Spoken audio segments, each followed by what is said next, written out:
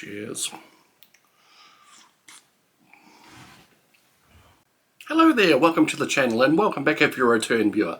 Today on the Grassroots Review of Books YouTube channel, you've got a video about a book haul. That's right, yet another book haul. It's been about a month since the last one. My book collection doesn't stop growing, although it's going to have to in the near future as certain events in my life have reduced the amount of discretionary spending money I have, so to say. So may slow down these things for a month or two, hopefully. Anyway, people seem to like these book hauls. They get a lot of views, so let's kick it off. Mainly non-fiction books this time. No particular reason for that. It's just the books I see online, the books I see available. A lot of books that I've had on wish lists for a while, and I find a cheap and affordable copy of them, so I grab them. Anyway, we'll start with the fiction anyway, just to change things up. Okay, first of all, a couple of Terry Pratchett books. Viewers of the channel will know that I recently read Terry Pratchett's biography by Rob Wilkins, and it kind of fired up an interest in me in continuing on with the Discworld novels beyond where I got to when I first read them, and that wasn't very far. So this one is Mort, his tale about death and the young man who wants to do death's job, and this one is widely seen as his masterwork in the Discworld, that is Night Watch.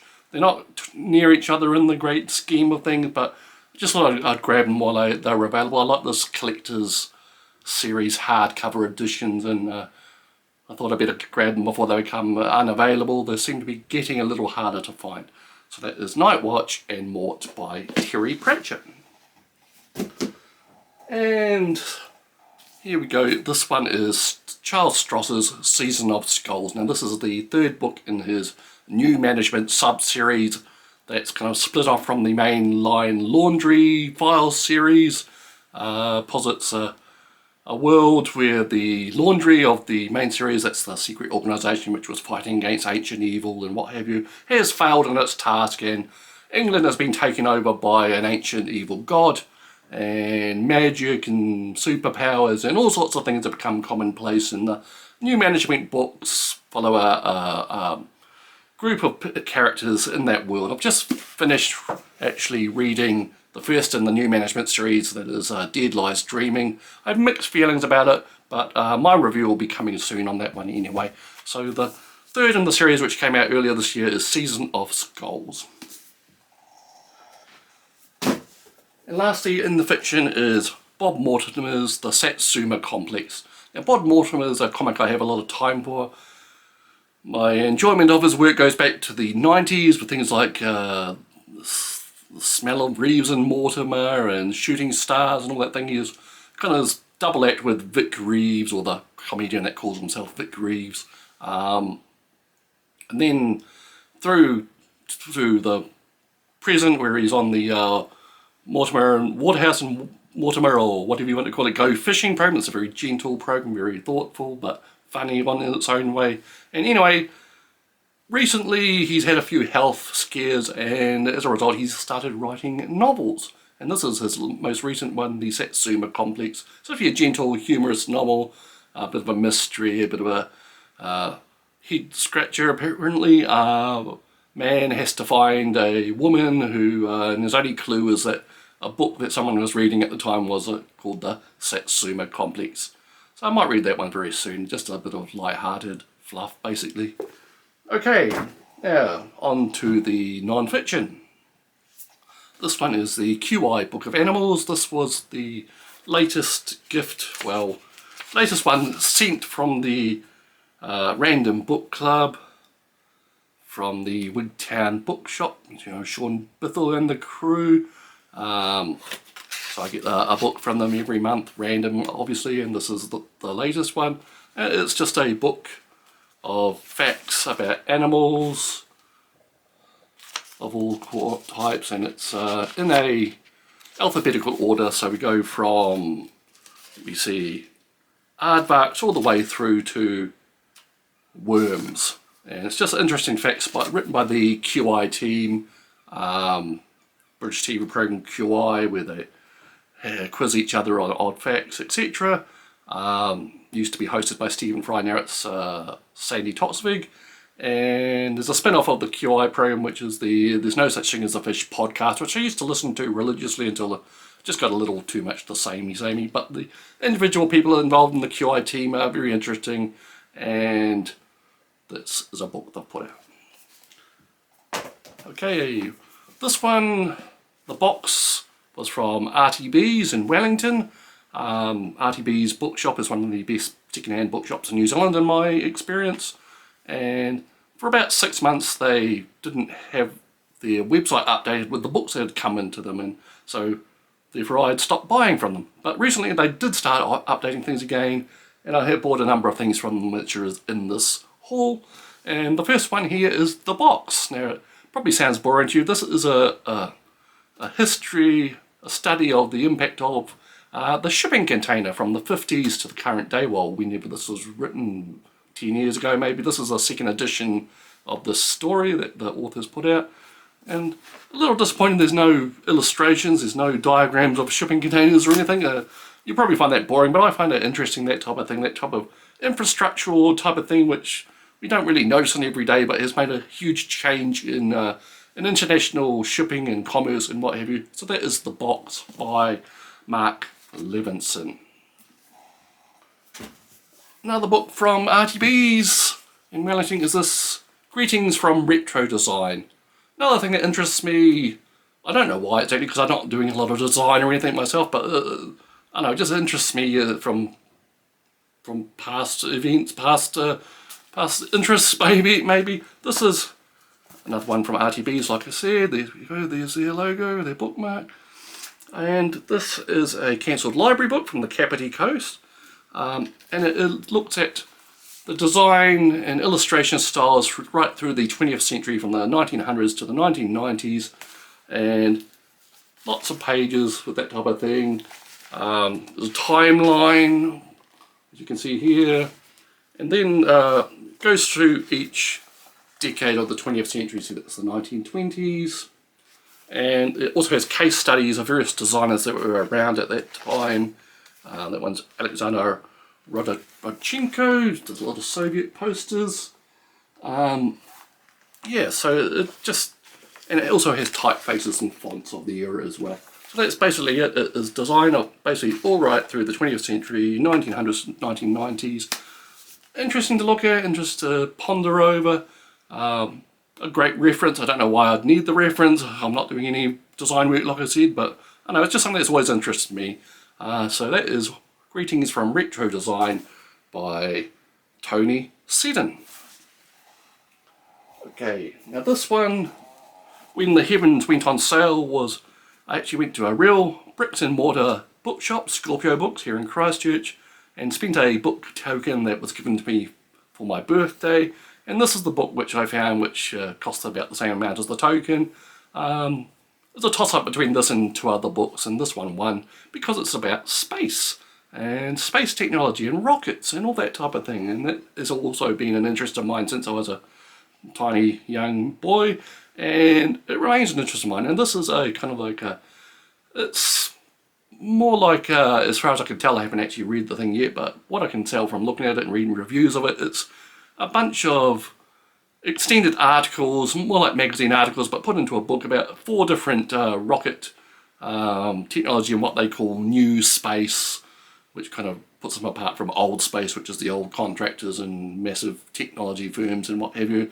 They like to call it new space to separate themselves from that, and like the plucky little startups doing their things, but most of the time they're all sucking from the teat of governments and what have you anyway, but they don't like to say that. And this one covers New Zealand's very own rocket labs, which we're all very proud of here, but of course it's funded by American money, a lot of American government money and private capital as well from the United States, but they still do launch some rockets from New Zealand.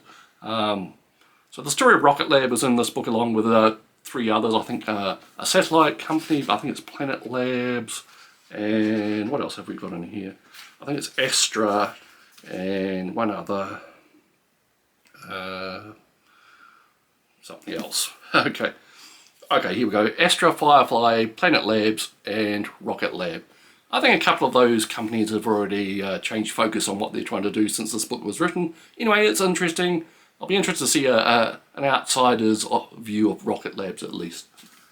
Okay, so that one is When the Heaven Goat Went on Sale by Ashley Vance. Okay, another one here. This was one I ordered a while back from Blackwell's in the UK. This is National Dish by, let me try and not murder her name, Anya von Bremsen. She is a Russian-American author whose book, The Secrets of a Soviet Dinner or something like that was, I'll get the title right and put it below here. Sorry, it just slipped my mind now. That was a really interesting book that looked at foods in the history of Russia and the Soviet era, and it also included some recipes and included her trying to make a meal of old Russian and Soviet foods for her family when they visited her. It was really fascinating. It went back into her family's history in the old country. And this is her new book, National Dish, where she travels around several countries and finds out what the national dish is and what it means to the people in those countries. Type of thing that I'm a sucker for. So I'll probably be reading this one very soon as well. So that's National Dish. Okay, now we're into another lot from RTBs. This one, David Niven, The Man Behind the Balloon by Michael Munn. Now, a while back I read and reviewed The Moon's a Balloon, the famous memoir by David Niven, and it was interesting. It was kind of a memoir that set the ball rolling for the whole memoir industry in the 70s and 80s, and it remains an incredibly popular bestseller still to this day. Now this one, as it were, is trying to pop the balloon of The Moon's a Balloon. This looks back at David Niven from interviews and reports from people he knew and lived with, and probably puts the kibosh a bit on some of the fanciful stories he told in his memoir. And this is kind of like the dirty secrets behind the memoir or something like that. That's warts and all biography of David Niven. I am kind of fascinated by David Niven, even though he's too good to be true in some of those stories he told about himself. Still interested to see what the real facts behind the man were, if there are any in this book, that is. So that is David Niven, The Man Behind the Balloon by Michael Munn. Okay, and this one here, The Free World, Art and Thought in the Cold War by Louis Menand. This is a hefty tome, 800 or 900 pages long, hardcover. Basically it's a narrative that ties together, a non-fiction narrative that ties together prominent free thinkers and artists and trend leaders in the Western world, mainly the United States, and how they became leaders in thought and art and what have you throughout the Cold War period. Now this was recommended on the one of the year-ending Virtual Memories podcasts where the guests from the previous year each recommend a book or books, and this one came out prominently a couple of years ago, I believe, and it interested me ever since. I can see myself getting really deep into this type of book, but at the same time it may bore me when I get partway through it. So that is The Free World, Art and Thought in the Cold War by Louis Menand. Okay. This is a big hefty one. This is Tashin volume, one of those big expensive books that come from Europe and seem to go out of print by the time you have saved enough money to actually buy a copy. So when I saw this one at RTBs online, I thought I'd better grab it in case it never comes up again. And Fritz Kahn was a Jewish-German designer, writer, scientist and doctor, and he put out illustrated books about the human body and all related things in the early part of the 20th century. And then he was expelled out from Germany by the Nazis and moved to the Middle East, and he found he had to go back to Europe to actually get things done, and he lived in Paris, and then the Nazis invaded Paris. So he went to the United States, and And during the war, the Nazis were actually plagiarising his work to produce books of their own and things like that. And this is a handsome volume, fully illustrated, with all Fritz Kahn's work and examples from all his books. And he was kind of a pioneer in scientific illustration in the 20th century. And there's a whole lot of that in this book. It's hard for me to hold up here, but it's a really interesting book. Coffee table type of book for you to look through. There's also a multilingual text, so I think it's in English, German and French. So that's Fritz Kahn. Who is it written by? Uta von Dibschlitt and Theo von Dibschlitt. Forward by Stephen Heller. I don't recognise those names, but I don't think that's important for this type of book. So that is Fritz Kahn. And we're coming to the end here. Now there's these 3 volumes I also got from RTBs. No good reason for it, just because I felt that it was interesting to have a reference for all these type of things. So the first one is A to Z of Cars, 1945 to 1970s. And what these books are basically, as you can see, black and white photographs of a different type of car, several types each page, simple statistics about it and a simple history about it and simple opinion whether they were decent or a pile of junk. And this one of course covers cars that brought into the UK market from the end of the war to 1970, and this one's likewise the same type of thing but covers the 1980s, and this one covers the 1970s. Got them a little out of order, sorry. So yeah, so if you want to wonder about a car or need to write about a car or write what type of car was around at a certain time, certain place, and this is the type of reference material that's handy. So this one's the A to Z of Cars, 1970s. And they are all written by, I believe, the same author, Graham Robson, Michael Sedgwick, Mark Gillies. Okay, so I think that pretty much wraps things up. I hope you've enjoyed this book haul. It's a little shorter this time. I'm rushing things a bit because I've got a cup of coffee I want to finish. So we'll see you again soon. Like I said, Dead Live streaming, review coming soon as I've written it, and then filmed a video of it. Until then, we'll see you next time. Have a good day, and I hope you enjoyed the video.